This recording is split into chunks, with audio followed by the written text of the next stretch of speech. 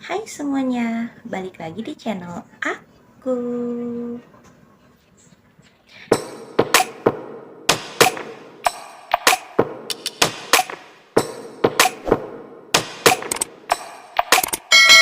Nah, sesuai janji aku, hari ini aku akan share tentang pengalaman saat aku di karantina di salah satu rumah sakit darurat COVID yang ada di Jakarta Pusat ya teman-teman. Aku akan share pengalaman aku mulai dari kenapa aku bisa di sana dan berapa lama dan apa saja yang terjadi yang aku lewati di sana. Aku akan share itu pastinya ada pengalaman-pengalaman yang gak akan kulupakan ya saat aku ada di sana. Oke, jadi kenapa sampai aku bisa ada di karantina di tempat tersebut dan tempat itu di mana sih? Tempat itu ada di Jakarta Pusat ya. Tempat itu di Wisma Atlet teman-teman ya. Jadi saat sebelum aku ke sana, anakku ini yang baby demam sudah 5 hari. Karena sudah 5 hari, hari kedua demam aku sudah bawa ke IGD, tapi tidak bisa dilakukan tes darah pada saat itu karena demamnya kan baru ya. Jadi katanya nggak terlalu berpengaruh kata dokternya hasil tes labnya. Kalau mau nanti aja kalau besok masih demam dibawa lagi. Nah, saat itu pulanglah aku ke rumah dan besoknya dia mulai turun demamnya. Turun di hari Jumat itu kan aku bawa, turun di hari Sabtu, Minggu turun. Nah, Seninnya jadi Minggu siang itu dia demam lagi. Minggu sore sampai malam demam tinggi. Senin subuh aku bawa lari ke IGD. Nah, di sana dokter menyarankan untuk rawat inap. Saat mau rawat inap otomatis karena sekarang sejak masa pandemi kita kan wajib melakukan swab ya, tes swab. Anakku di swab dulu nih. Nah, alangkah kagetnya ternyata hasil tes swab antigennya positif. Oke, dari situ otomatis aku juga berinisiatif dong untuk melakukan swab PCR. Swab PCR baru keluar keesokan harinya. Aku, anakku yang baby, dan suamiku melakukan tes PCR. Ternyata hasilnya itu kemudian diketahuinya besok. Nah, anakku yang pertama, si Cliff ini, dia nggak ikut melakukan swab PCR di hari yang sama pada saat itu karena dia sekolah pagi hari kan. Jadi aku membuat uh, pernyataan kepada gurunya bahwa kami ini uh, akan melakukan swab PCR dikarenakan anak kami yang baby ini terkena positif COVID-19 dari hasil tes antigennya begitu ya. Jadi dijadwalkan untuk besok. Pada saat besok kami mengambil hasil milik aku dan suamiku juga anakku yang baby, hasilnya adalah kita PCR-nya positif ya teman-teman, positif COVID-19. Dan di situ anakku yang pertama dijadwalin kan, lalu anakku datanglah untuk tes PCR anakku yang pertama. Jadi hasil PCR aku dan suamiku juga yang baby kan keluar duluan. Nah itu aku karena khawatir ya, anakku yang baby ini kan dia udah demamnya jadi jatuhnya udah 6 hari nih, 6 hari lebih. Jadi sama keesokan saat ambil swab PCR kan 6 hari dong. Dan itu demamnya tinggi, diminumin paracetamol tuh nggak signifikan lah ya. Aku memutuskan untuk meminta Satgas Covid melalui Puskesmas membantu aku untuk karantina di rumah sakit darurat COVID. Nah, yang terdekat dari tempat aku itu di Wisma Atlet Kemayoran ya. Jadi di sana itu karena sebenarnya mau sama suamiku juga, tapi karena nunggu hasil tes swab yang punya anakku yang pertama kan belum keluar nih. Jadi kata petugas satgasnya, aku sama babyku dulu. Ya karena memang aku sebenarnya maunya aku sama babyku aja sih. Nah, sampailah aku pada titik dimana yang diberangkatkan adalah aku dan anakku yang baby. Oke, sampailah aku di Wisma Atlet. Saat itu aku sampai dan ya data diri, screening segala macam ya, segala tes Akhirnya sampai juga aku di kamar. Aku waktu itu ada di salah satu tower, aku nggak bisa sebutin tower berapa ya, tapi di lantai 7 ya, lantai 7. Kamar aku tuh paling pojok ya, kamar aku tuh paling pojok lantai 7. Itu kamarnya itu ya, itu kan apartemen ya teman-teman, Wisma Atlet itu seperti apartemen bentuknya. Itu tuh ruang tamu, di dalam ruang tamunya itu kalau kita buka ada kamar mandinya, pintu masuk nih kita buka ruang tamu, itu ada kamar mandi, terus ada lemari pakaian satu, sama ada sofa bed 2, dan ada tempat tidur satu. Nah di situ ada pintu lagi dibuka, itu kamar kecil, ada bednya, jadi ukuran bednya itu untuk satu orang aja, untuk satu badan ya. Di situ tuh aku tarik sofa bed ke pinggir bedku buat anakku yang baby tidur. For your information, aku nggak pernah tidur sendirian dari kecil. Ketika udah nggak tidur sama papa mama, aku ada kamar, itu tuh tidur bareng adik. Ketika aku udah makin gede, aku kamar kan sendiri, aku tidur sama mbak itu. Aku nggak pernah tidur kayak sendiri gitu. Pernah, tapi ya kayak kalau aku keluar kota gitu ya, itu pun aku nggak bisa tidur, aku pasti kayak nonton, aku gedein TV, aku pasti gangguin temanku kayak chatting ya kan, kayak Skype gitu. Jadi intinya aku nggak bisa tidur sendiri, tapi di situ aku tuh ngerasa nyaman gitu, aku nggak kayak ada perasaan was-was atau takut. Nah pada saat masih di rumah sebelum di situ tuh aku sempat kayak khawatir, di tidur gimana, aku bisa tidur nggak ya gitu, karena aku nggak pernah tidur sendiri. Terus di sana itu mereka merawat aku dan anakku dengan sangat baik ya, para perawat dan dokternya juga, cleaning service, housekeepingnya semua bekerja dengan porsinya masing-masing dan dengan kinerja yang sangat amat baik, sangat amat bagus ya. Kenapa aku bisa bilang gitu? Mereka benar-benar memberikan yang terbaik, dan makanannya itu layak loh teman-teman. Makanannya itu benar-benar mereka tuh makanan bener-bener dipikirin supaya kita tuh sehat gitu. Nah di sana kan aktivitas kita kan minum obat, istirahat, makan, seperti itu ya aktivitasnya. Kadang bisa turun juga untuk berjemur ya. Nah di sana aku hari pertama itu pertama nyampe kamar, aku pilih yang di ruang tamu bednya, karena kalau di kamar terlalu sempit, aku nggak bisa narik sofa bed untuk babyku. Sedangkan kalau mau tidur berdua di satu kasur yang kecil, badanku ini kan gede, nggak muat gitu. Jadi aku milih yang luas. Nah aku tidur situ, aku mau mandi aja nunggu anakku tidur dulu, tapi aku tuh nggak merasa ada sesuatu yang was-was, aku bisa tidur loh teman-teman. Setengah 10 malam itu suster tensi dan cek suhu segala macem. Terus susternya bilang apa namanya, ini bu adanya di suhu ya. Iya. Oh bu, anaknya udah tidur ya, udah anteng apa gimana? Iya emang dia kalau sakit kayak gitu, kayak gini sus, kalau emang dia sehat tuh biasa dia pasti aktif, aku bilang gitu. Oh aku pikir karena anaknya ngantuk bu. Enggak, dia biarpun minum obat ya, kalau misalnya badannya fit aja dia nggak sampai kayak gini. Makanya aku takut, makanya minta tolong dirawat di rumah sakit darurat covid, karena baru kali ini anakku tuh demam yang dia tuh kayak lesu gitu loh, kayak nggak ada semangat dia untuk ngapa-ngapain. Sedangkan anak bayi kan kita nggak bisa nanya, dek kamu sakitnya apa deh yang dirasain di sini mah, kepala aku pusing, kan nggak bisa gitu ya teman-teman. Beda sama anak yang udah bisa ngomong, yang memberitahukan keluh kesahnya, nggak enaknya di mana gitu. Ini kan nggak bisa gitu. Nah pada saat itu tuh suster tuh ngelihat kayak di kamarnya banyak nyamuk.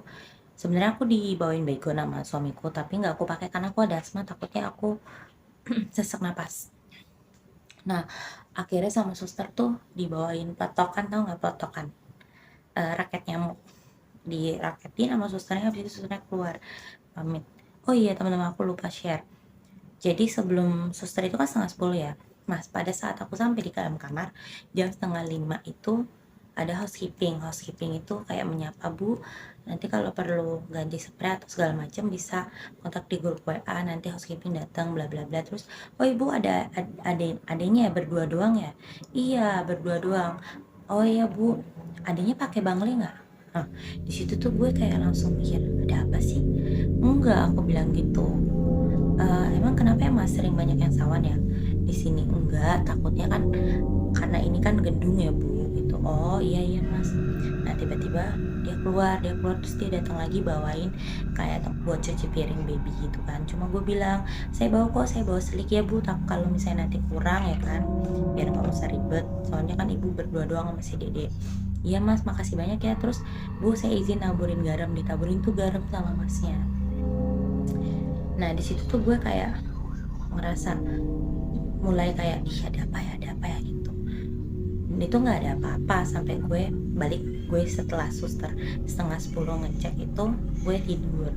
Gue minum obat, gue tidur, gue kebangun jam 1:30. Dan jam 1:30 tuh gue kebangun gak ada kayak perasaan takut atau apapun, gue kayak cuma ngeliat sekeliling. Nah gue kalau tidur pasti gue akan matiin lampu ya temen-temen, gue nggak bisa tidur lampu terang, nggak akan bisa tidur. Itu gue kondisi matiin lampu, cuman lampu yang di bagian apa sih kayak deket kamar mandi nggak gue matiin karena biar kelihatan kan kalau saya mau bikin susu atau apa. Gue iseng tuh gue keluar kamar, cuman melongo gitu doang. Ih lorong itu kosong, emang kosong ya, namanya juga kan kita nggak tidur di lorong, kita kan tidur di kamar. Dan namanya kita karantina ya kita nggak mungkin keluar masuk atau nongkrong di lorong kan. Lorongnya tuh sepi banget. Nah di sana gue kayak mikir gini, kenapa ya lorongnya sepi banget, terus kenapa juga maksudnya nggak ada yang kayak, ngerti nggak sih kalau kayak gue kan berpikir kayak rumah sakit gitu ya, tapi ternyata tuh enggak, susternya perawat tuh datang ada jam-jamnya gitu loh, ya kayak di rumah sakit, cuman maksudnya nggak kayak kalau di rumah sakit kan ada yang lalu lalang gitu loh perawatnya, itu enggak ya. Oke gue kembali tidur, akhirnya udah pagi. Nah pas pagi hari petugas satgas dari puskesmas gue itu nge-WA bilang, "Bu, kita mau kabarin untuk anaknya yang pertama, Cliff ini dia positif juga." Nah ditanya nih, "Ibu mau keputusannya gimana? Apakah Cliff dan papanya mau ke Wisma Atlet juga?" Gue berpikir kayaknya butuh, karena gini loh, gue udah terlanjur izin ke gurunya Cliff kan dan memberitahu bahwa adiknya ini kan kena COVID. Nah Cliff ini nggak mungkin masuk tanpa ada surat keterangan kan, jadi gue perlu gitu kan, nggak kalau cuma perawatan di rumah ya bisa, tapi gue lebih lebih untuk meyakinkan bahwa anak saya ini sehat gitu. Karena setelah itu ya teman-teman, satu sekolahnya jadi swab PCR tuh dari puskesmas, didatengin satgas karena kan ya penyebaran ya kan, takutnya kan itu anak-anak gitu, kasihan. Kontaknya kan ke rumah juga ke keluarganya ya kan, jadi gue harus transparan gitu. Nah oke lah, keputusan yang gue ambil adalah anak gue ke Wisma Atlet, otomatis laki gue ngikut dong.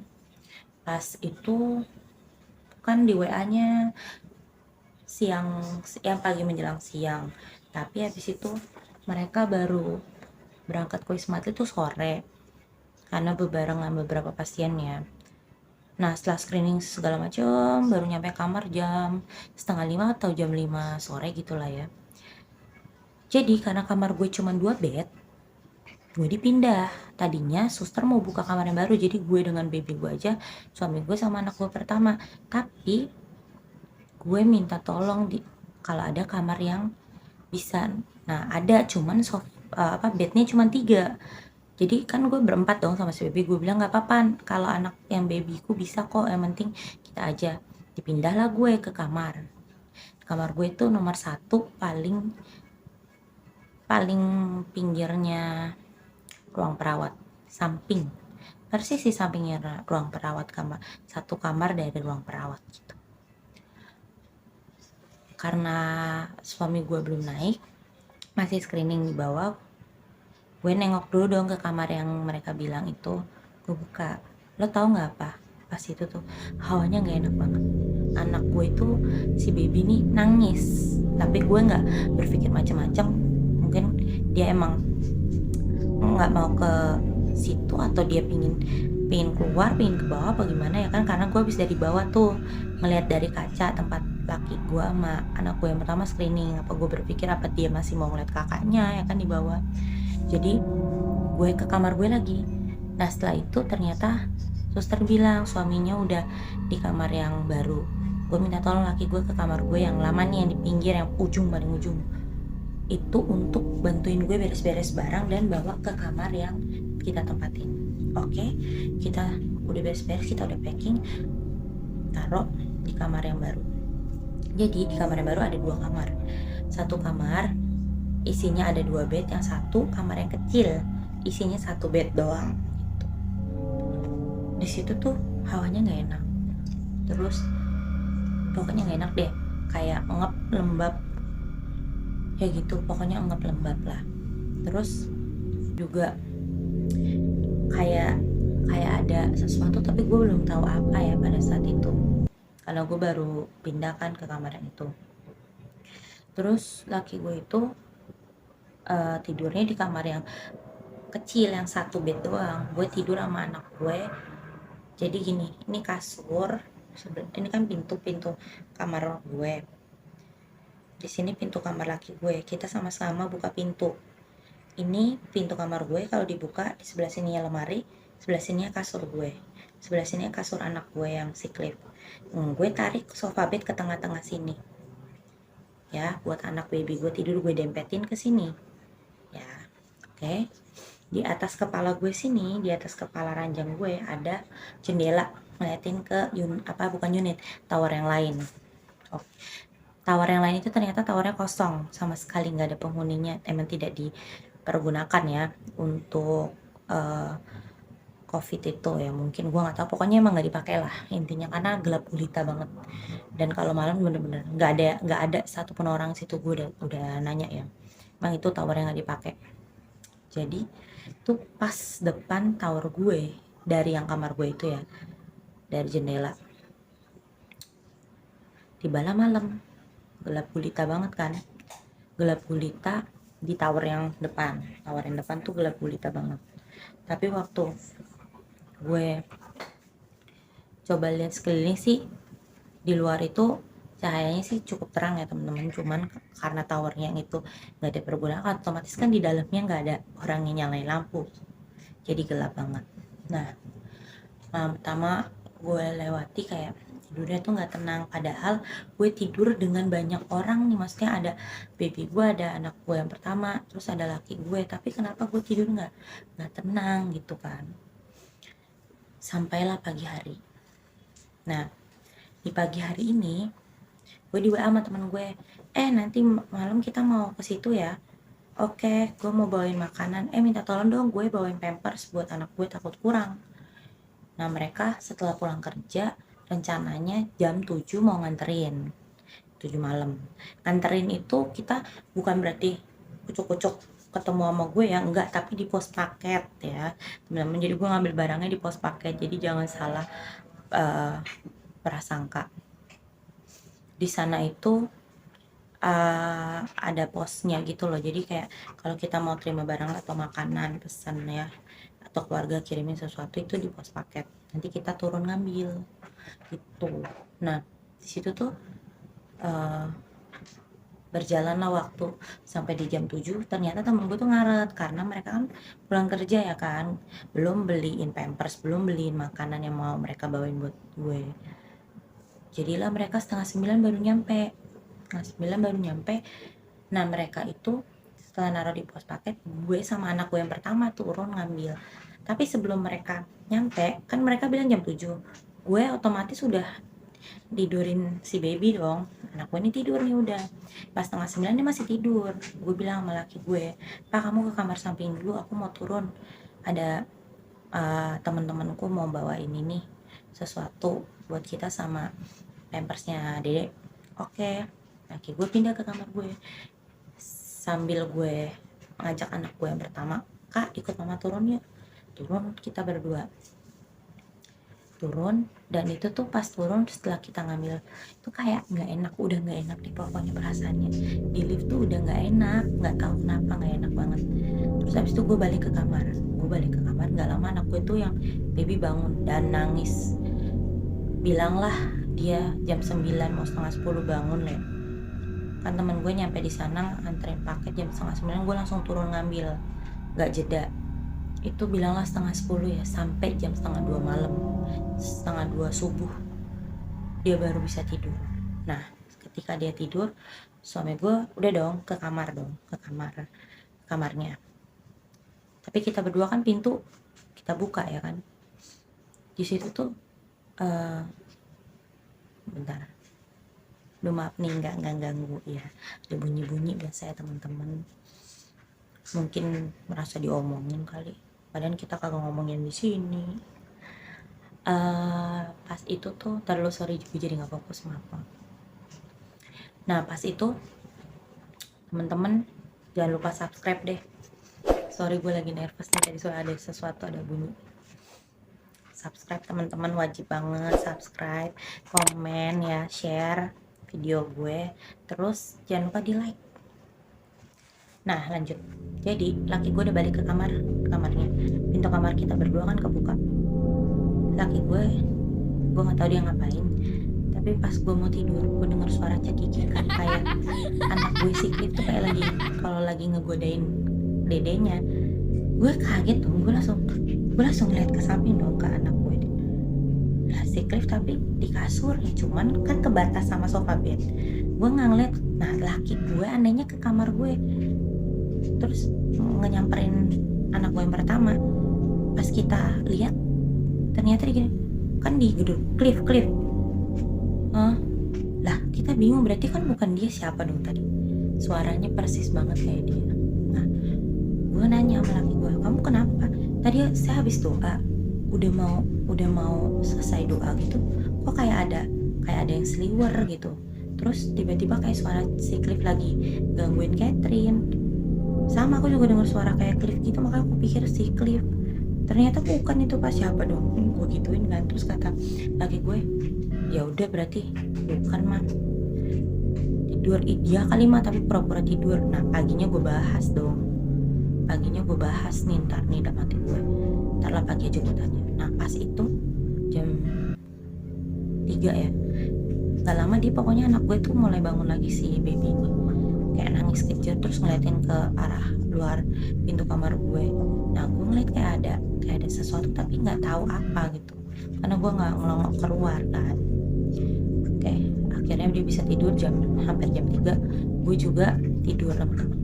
Paginya gue bahas nih, bener pas pagi gue bahas dong, kak kamu semalam ngapain sih gangguin adek? Apa mah, kenapa orang aku main game kamu tapi ketawa-ketawa nggak? Yang mama bangun itu enggak, aku tuh udah tidur. Oh gitu, bener sih, soalnya kan dia pas dibangun nama laki gue ya, dia kayak kaget gitu kan, kenapa gitu kan. Berarti kan dia nggak tahu tuh, maksudnya dia nggak tahu kenapa harus dibangunin gitu kan. Di situ tuh gue langsung mulai kok nggak enak. Nah gue feeling nih laki gue juga itu pasti karena pas yang gue ke bawah sama anak gue nih yang pertama ngambil paket, pas naik mungkin ada apa ya kan, udah malam soalnya kan, ngikut itu, pantesan di lift tuh udah nggak enak. Nah mungkin sosoknya itu anak kecil ya, gue nggak tahu lah ya, tapi pokoknya ada sesuatu karena gue denger jelas suaranya dan bukan gue doang, laki gue juga denger. Berarti bukan kayak halusinasi gue gitu kan, karena gue ketakutan atau apa, enggak, tapi emang gue denger. Di situ tuh gue langsung wah kacau sih, padahal di kamar pertama gue bisa tidur sendiri dan gue nggak was-was. Ini gue banyak temen ya kan, ada laki gue, ada anak gue yang pertama, tapi gue kayak gak nyaman, gue nggak bisa tidur, gue gelisah itu kayak ada apa ya. Nah di malam selanjutnya dong teman-teman, yang kalian tunggu-tunggu akan ada di part 2 ya, gue akan lanjutin cerita ini di part 2 teman-teman, makanya subscribe. Siapa tuh yang nonton doang gak subscribe, ayo ngaku canda. Oke teman-teman, lanjut di part 2. Kalian jangan lupa like, comment video gue, dan pastinya harus subscribe karena subscribe itu gratis. Oke, teman-teman lanjut nonton di part 2 ya.